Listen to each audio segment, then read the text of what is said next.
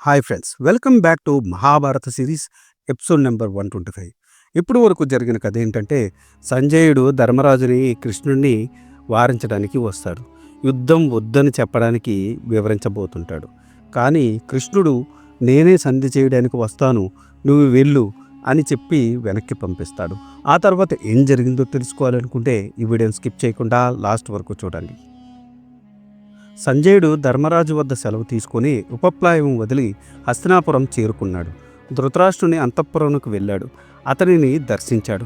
ధృతరాష్ట్రుడు అతన్ని సన్మానించి తన పక్కన కూర్చొని పెట్టుకుని జరిగిన విషయంలో చెప్పమని అడిగాడు.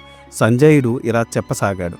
మహారాజా, ధర్మరాజు మీ క్షేమ సమాచారాలు, నీ పుత్రుల క్షేమ సమాచారాలు అని చెప్పాడు. సంజయ, ధర్మరాజు క్షేమమే కదా?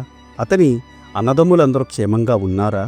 అతని బంధువులు, మిత్రులు, మంత్రులు అన్ని ఎడలా ప్రీతితో వెలుగుతున్నారా అని అడిగాడు. దేవా, నీ దయవలన అందరూ క్షేమంగా ఉన్నారు. ధర్మజునికి అహింస, ధర్మచింతన మెండు కదా. అతను తన భుజబలం కన్నా ధర్మాన్ని, దైవాన్ని ఎక్కువగా నమ్ముతాడు. అతడు భారం నీ మీద పెట్టాడు. నీవు నీ కొడుకును నమ్ముకుంటావు. నీ కొడుకు కర్ణుడు, శకుని మాటలు నమ్ముతాడు. వారి ఆధీనంలో ఉంటాడు. కడుపుకు అన్నం తినేవారు నీ కొడుకులు చేసే దుర్మార్గాలు చూస్తూ ఊరుకుంటారా? నీవు ఒక్కడివే కొడుకులను కన్నావా? లోకంలో ఎవరికీ కొడుకులు లేరా? కొడుకులు దుర్మార్గులైతే వారికి బుద్ధి చెప్పవలదా? నీ మాదిరి చూస్తూ ఊరుకుంటారా? ప్రజలు నిన్ను తిడుతుంటే వినలేక నా చెవులు తూట్లు పడుతున్నాయి. నువ్వు నీ కొడుకు సుయోధనుడు, దుశ్శాసనుడు, శకుని ఎలా ఆడేస్తే అలా ఆడుతున్నావు. పాండవులు సహిస్తున్నారు కాబట్టి సరిపోయింది, లేకపోతే నువ్వు నీ కుమారులు నాశనం అయ్యే ఉండేవారు. నువ్వు నీ కొడుకులు ధర్మరాజు శాంతగుణాన్ని భయంగా అనుకుంటున్నారు. అది తప్పు. అతను తన తమ్ముళ్లను అదుపులో పెడుతున్నాడు కాబట్టి మీరు బ్రతికిపోతున్నారు. అతడే కనుక ఆగ్రహిస్తే మీరు మిగలరు. దేవా, జోదం ఆడిన రోజే అవినీతికి బీజం పడింది. అది కారు చిచ్చులాగా పాకిపోయింది. ధర్మరాజు మెత్తని పులి. నువ్వు నీ కొడుకు చేసే అకృత్యాలు లోకులంతా నిన్ను, నీ కొడుకులను నిందించేటట్టు చేస్తున్నాడు. కానీ ఏమీ ఎరగనట్టు ఉంటాడు. అవసరం వచ్చినప్పుడు తిరగబడతాడు. అప్పుడు అతనిని ఎవరూ ఆపలేరు. అది సరే, ప్రయాణ బడలిక వలన ఒళ్ళంతా నొప్పులుగా ఉన్నాయి. రేపు సభలో అన్నీ వివరిస్తాను అని అన్నాడు సంజయుడు. ధృతరాష్ట్రుడు వెంటనే విదురుణ్ణి పిలిపించాడు. విదురుడు రాగానే అతని పక్కన కూర్చోబెట్టుకుని ఇలా అన్నాడు. విదురా, సంజయుడు ఉపప్లాయం నుండి వచ్చాడు. నన్ను తిట్టిన తిట్టు తిట్టకుండా తిట్టాడు. రేపు వస్తానని వెళ్ళాడు. మనసంతా వెక్కరంగా ఉంది, నిద్ర పట్టడం లేదు అని అన్నాడు. దానికి విదురుడు ధృతరాష్ట్రుడితో ఇలా అన్నాడు. ధృతరాష్ట్ర, బలవంతుని చేతిలో దెబ్బలు తిన్న బలహీనుడు, డబ్బులు పోగొట్టుకున్నవాడు, ఇతరుల డబ్బు ఎప్పుడో అపహరిద్దామా అని కాచుకుని ఉన్నవాడు, కామంతో పైకెక్కినవాడు నీలాగే నిద్ర పట్టక బాధపడతారు. వీటిలో నీకు ఏ దోషం ఉంది? ఇతరుల ధనం నీవు ఒక్కడివే అనుభవించాలని అనుకుంటున్నావు కదా, అందుకే నీకు నిద్ర పట్టడం లేదు. అది కాదు విదురా, అసలు ధర్మరాజు ఏమన్నాడో తెలియలేదు, అందుకే నిద్ర పట్టడం లేదు అని అన్నాడు ధృతరాష్ట్రుడు. రాజా, నీకు ధర్మరాజు నీకు బంధుహితుడు, నీ సేవకుడు. పైగా అతడు శాంతమూర్తి, వినయ విశేషలి. అతడు తప్పు మాట్లాడతాడా? నువ్వు నీ కొడుకే కదా వారికి అన్యాయం చేసి నానాబాధలు గురి చేసింది. ఇప్పటికన్నా వారి రాజ్యభాగం వారికి ఇచ్చి న్యాయం చెయ్యి.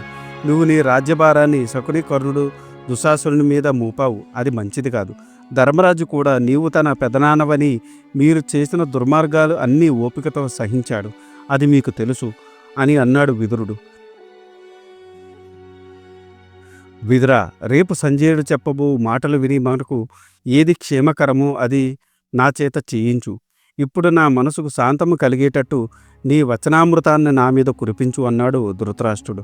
అప్పుడు విదురుడు ధృతరాష్ట్రుడితో ఇలా చెప్పసాగాడు. రాజా, ప్రతివాడు లోకం తనను నిందించే పనులు చేయరాదు. లోకహితమైన కార్యాలు ఆచరించాలి.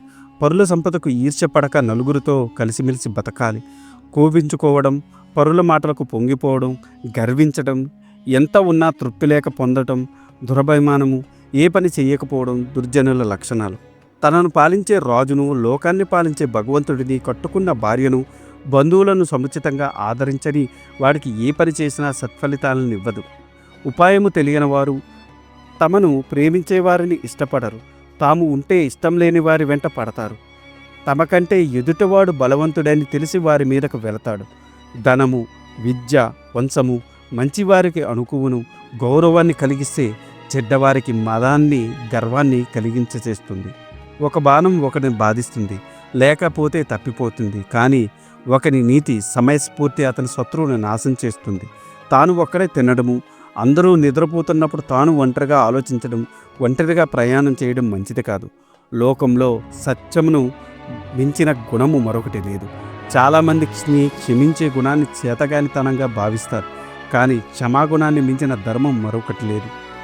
పరుషవాక్యములు మాట్లాడకపోవడం, పాపపు పనులు చెయ్యకపోవడం వలన మనిషి ఒత్తడుమరి అవుతాడు. బలవంతుడై కూడా శాంతంగా ఉండేవాడు, పేదవాడికైనా కూడా దానం చేసేవాడు పుణ్యపురుషుడు అనిపించుకుంటాడు. న్యాయార్జితమైన ధనాన్ని అర్హులకు ఇవ్వకపోవడం, అనర్హులకు దానం చేయడం వలన కీడు కలుగుతుంది. పరస్త్రీ వ్యామోహం, మద్యపానము, వేటాడటం, పరుషంగా మాట్లాడటం, పోట్లాడటం, డబ్బు వృధాగా ఖర్చు చేయడం అనునవి సమస్త వ్యసనములు. విజ్ఞులు వీటి వంచి ఆసక్తి చూపరు. తనకు ఉచితమైన దుస్తులు ధరించడం, తనను తాను పొగుడుకోకపోవడం, ఒకరి దానమిచ్చిన ఎందుకు ఇచ్చానా అని బాధపడడం, కష్టకాలంలో కూడా ధర్మం తప్పకపోవడం మంచి నడవడి అనిపించుకుంటుంది. స్నేహం చేసినా, మాట్లాడినా, పోట్లాడినా తనకు సమానమైన వారితోనే చెయ్యాలి కానీ తమకంటూ అధికులతో కానీ అల్పులతో కానీ చెయ్యరాదు. తనకు ఉన్నదాన్ని పరులకు పెట్టి తాను తినడం మంచిది. అడిగితే శత్రువుకైనా ఇవ్వడం మంచిది. ఎక్కువ కష్టపడి కొంచెం సుఖపడటం మంచిది. మంచివారు పొగడ్తలకు పొంగిపోకుండా పరులకు మేలు చేస్తారు, కీడు చెయ్యరు. నేను చెప్పిన పై లక్షణాలన్నీ ధర్మరాజులో ఉన్నవి.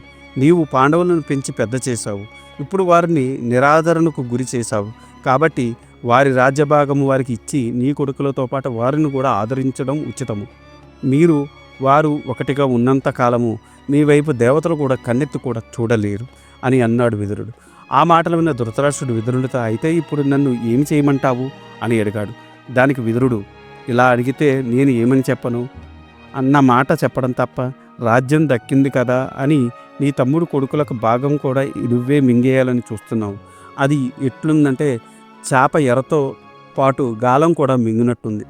బాగా పండకుండా పండును కోస్తే రుచిగా ఉండకపోగా విత్తనానికి కూడా పనికిరాదు. పరుల ధనానికి, పరుల విద్యకు, పరుల పరాక్రమాన్ని ఈల్చిపడేవాడు ఏ రోగంలో కండానే బాధపడుతుంటాడు. ఎదుటివాడిని ప్రియంగా మాట్లాడలేకపోతే నోరు మూసుకొని కూర్చోవాలి. మనం మాట్లాడే మాటల వలననే చెలిమి, పగ, తెలివి, కలత, ధర్మము, పాపము, కీర్తి, అపకీర్తి కలుగుతాయి. కాబట్టి మంచి మాటలు మాట్లాడడం అలవర్చుకోవాలి. ఒక చెట్టును గొడ్డలతో నరికిన మరలా చిగురుస్తుంది, కానీ మాటలతో చెడిన కార్యము బాగుపడదు. శరీరమైన గాయములకు మాన్పు వచ్చింది, కానీ మాటలతో మనసైన గాయంకి మాన్పు లేదు. ధర్మరాజు నోట ఇప్పటిదాకా ఒక పరుషమైన మాట రాలేదు, కానీ నీ కొడుకులు అత్యంత నీచంగా మాట్లాడిన మాటలు నీవు వింటున్నావు కదా. చేటు కాలము దాపరిస్తే చెడ్డ మాటలు తీయగా ఉంటాయి. చెడ్డవాళ్ళు చేసే పనులు వారికి మంచిగానే తోస్తాయి, కానీ మనము మాత్రం అవి చెడ్డ పనులు అని నిశ్చయిస్తుంది. నీ బుద్ధి పాండవులతో విరోధము కోరుతూ ఉంది. ఏం చేస్తాం? ధర్మనిరతుడైన ధర్మరాజు తన సంపదకు దూరమగుట న్యాయమా? అతడు నీ పెద్దతనాన్ని గౌరవిస్తున్నాడు. ఎన్ని పుణ్యకార్యాలు చేసినా అవి ధర్మవర్తనకి సరికావు. ధర్మవర్తునికి ఇహలోకంలోని కీర్తి ఎంతకాలం ఉంటుందో అంతకాలం పరలోకంలో పుణ్యలోకాల్లో కూడా కలుగుతుంది. పూర్వము ప్రహ్లాదుడు రాక్షస కులంలో జన్మించిన ధర్మం తప్పలేదు. తన కొరకు వీరోచనుడిగా అంగీరసుడు అనే బ్రాహ్మణుని కుమారుడికి ఒక వివాదం వస్తే ప్రహ్లాదుడు తన కొడుకు అని కూడా చూడకుండా అంగీరసుడికి అనుకూలంగా తీర్పు చెప్పాడు. కాబట్టి నీవు కూడా ధర్మం తప్పకుండా నీ కొడుకుల మీద పక్షపాతం వదిలి ఇరువురికి సంధి చేయి. దానివల్ల ఇరువురు ఆపదలు లేకుండా సుఖంగా ఉంటారు. పెద్దవాళ్ళు లేని సభ ఒక సభ కాదు, అలానే న్యాయం మాట్లాడలేని పెద్దలు కాదు. ధర్మాచరణలో సత్యం లేకపోతే అది ధర్మమే కాదు. ఏదో ఒక విషయం మీద చెప్పే మాట సత్యము కాదు. నీతి మార్గంలో బతకడం ఉత్తమము. శౌర్యముతో సంపదలు పొందటం మధ్యమము.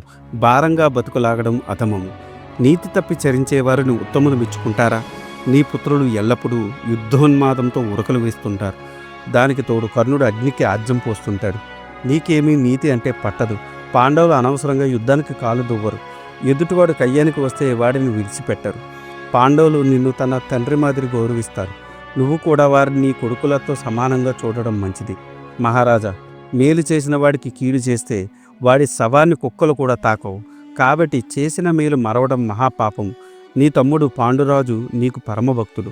పాండురాజు కుమారులు పాండవులు కూడా నీకు ఎంతో మేలు చేశారు. వారిని ఆదరించడం మంచిది. ప్రతి మనిషి జీవితంలో సుఖదుఖాలు సర్వసాధారణం. వాటిని గురించి దుఃఖించడం ఎందుకు? దుఃఖం వల్ల బలం తగ్గుతుంది, శరీరం కృషిస్తుంది, మంచి చెడుతుంది, రోగం వస్తుంది. అది శత్రువులకు బలం చేకూరుస్తుంది. కాబట్టి దుఃఖించడం మానుకో అని అన్నాడు విదురుడు. దానికి ధృతరాష్ట్రుడు విదురుడితో, విదురా, నేను ధర్మతనయుడిని నా మాటలతో చేతలతో బాధించాను. దానివలన నా కొడుకులకు మరణం తథ్యం. కాబట్టి నాకు దుఃఖం కలగదా? ఆ దుఃఖం కలగకుండా ఉండే మార్గం చెప్పు అని అన్నాడు ధృతరాష్ట్రుడు. దానికి విదురుడు ఈ విధంగా చెప్పసాగాడు. మహారాజా, ముందు నువ్వు లోభం విడిచిపెట్టి ఇంద్రియములను అదుపులో పెట్టుకో. మనశ్శాంతి అదే లభిస్తుంది. జాతి వైరం వదిలిపెట్టు. గోవులను అపహరించడం, బ్రాహ్మణులను అవమానించడం, స్త్రీలను అవమానించడం నివారించు. అన్నదమ్ములు అందరూ కలిసి ఉండేటట్టు చూడు. ఎందుకంటే ఒకే చెట్టు ఉంటే దానిని ఎవరైనా కూల్చవచ్చు. అదే చెట్టు గుంపులుగా ఉంటే పెనుగాలులు కూడా ఏమీ చేయలేవు. అలాగే అన్నదమ్ములు అందరూ కలిసి ఉంటే శత్రువులు కూడా ఏమీ చేయలేరు. కాబట్టి కౌరవులు పాండవులు కలిసిమెలిసి ఉంటే శత్రువులు ఏమీ చేయలేరు. అరణ్య అజ్ఞాతవాసములో కలిసి ఉన్న పాండవుల కుమారులను పిలిపించి వారి రాజ్యభాగం వారికి పంపి ఇమ్ము. నీ కొడుకులను బతికించుకో. జోదం ఆడుతున్న రోజే అది తగదని నీకు చెప్పాను. నా మాటలు నీకు రుచించలేదు. అందుకే మరలా చెబుతాను. నువ్వు కాకుల వంటి నీ కొడుకులను నమ్ముకొని నెమళ్ళ వంటి పాండవులను వదిలివేశావు. ఈరోజు నీ ప్రాణం మీదకు వచ్చింది. తల్లడిల్లిపోతున్నావు. కులనాశకుడు కొడుకైనా వదిలివేయమన్నారు. ఇప్పుడు నువ్వు నీ కొడుకుని సుయోధను వదిలించు వలన నష్టమేముంది? అది అటు ఉండని. ఒక విషయం ఆలోచించు. భీష్ముడు, ధర్మరాజు, అర్జునుడు, కర్ణుడు, భీముడు, సుయోధనుడు, నీ మనువుల్లో లక్ష్మణ కుమారుడు అభిమన్యుడు, గురువులు ద్రోణుడు, ద్రుపదుడు, వారి వారి బంధుమిత్రులు నిన్ను సేవిస్తూ ఉంటే నీకు ఎంత వైభవం, ఎంతగా వెలిగిపోతుందో ఆలోచించు. అసలే నీకు శత్రువులే ఉండరు అని అన్నాడు విదురుడు. విదురా, నువ్వు చెప్పిన మాటలు బాగున్నాయి, కానీ నా కొడుకులు వినవడం లేదు. ధర్మం జయిస్తుంది అని అన్నాడు ధృతరాష్ట్రుడు. రాజా, పోనీ నీవు నా కొడుకులను విడిచిపెట్టనవసరం లేదు, కానీ పాండవులను ఎందుకు దూరం చేసుకుంటున్నావు? నీ కొడుకులను ఒప్పించి పాండవులను కూడా ఒక చిన్న చిన్న పల్లెలు ఇప్పించు. యుద్ధం నివారించడానికి నీ కొడుకులను విడిచిపెట్టమన్నాను. అలా కాకపోతే పాండవులతో సంధి చేసుకో. రెండూ ఒకటే కదా. మనిషికి చావు అనేది ఎలాగైనా తప్పదు. యుద్ధం కాకపోతే మరొక కారణంతో చావు వస్తుంది. ఎన్ని భోగాలు అనుభవించినా మహారాజులైనా చావు తప్పించుకోలేరు కదా. కాబట్టి బాగా ఆలోచించు. ధర్మరాజును దూరం చేసుకోకు. నీ కొడుకులను ఒప్పించి పాండవులతో సంధి చేసుకో అని విదురుడు పలికాడు. ఆ మాటలు విన్న ధృతరాష్ట్రుడు, విదురా, నీవు చెప్పిన మాటలు చాలా బాగున్నాయి, ఆ ప్రకారమే చేస్తాను అని అన్నాడు. విదురుడు చాలా సంతోషంగా, రాజా, ఆ మాట మీదనే ఉండు. నీ కొడుకులను చూసి మరలా మనసు మార్చుకోకుండా పాండవులతో సంధి చేసుకో అని అన్నాడు. ఇది ఈనాటి వీడియో. ఆ తర్వాత ఏం జరిగిందో తెలుసుకోవాలనుకుంటే మీరు నా నెక్స్ట్ వీడియో కోసం వెయిట్ చేయాల్సిందే. దానికన్నా ముందు నాదొక చిన్న రిక్వెస్ట్. నేను చేసే ఈ మహాభారత సిరీస్ వ్యాస భారతం నుండి కవిత్రయం అంటే నన్నయ్య గారు, తిక్కన గారు, ఎర్రప్రగడ గారు తెలుగులోకి అనువదించారు. అదే ఈ మహాభారతాన్ని నేను మీకు యథాతథంగా అందించాలనే సదుద్దేశంతో ఈ వీడియోలు చేస్తున్నాను. జనరేటెడ్ ఇమేజెస్తో వీడియోస్ చేయడం కొంచెం కష్టతరమైన విషయం అయినప్పటికీ మన సనాతన ధర్మంలో ఉన్న మంచిని చెప్పాలనే ఉద్దేశంతో పూర్తి కథని ఈ వీడియోలో రూపంలో అందించడం జరుగుతుంది. అందుకని మీలాంటి వారి సపోర్ట్ నాకెంతో ముఖ్యం. మీరు నన్ను సపోర్ట్ చేయాలనుకుంటే జస్ట్ మీ అభిప్రాయాన్ని కమెంట్ల రూపంలో తెలియచేస్తూ, లైక్ చేస్తూ, 10 మందికి షేర్ చేస్తూ మన ధర్మాన్ని 10 మందికి అందేలా చేయాలని కోరుకుంటున్నాను. ఈ వీడియో కనుక మీకు నచ్చితే do like, share and subscribe. Thanks for watching. జై సనాతన ధర్మం.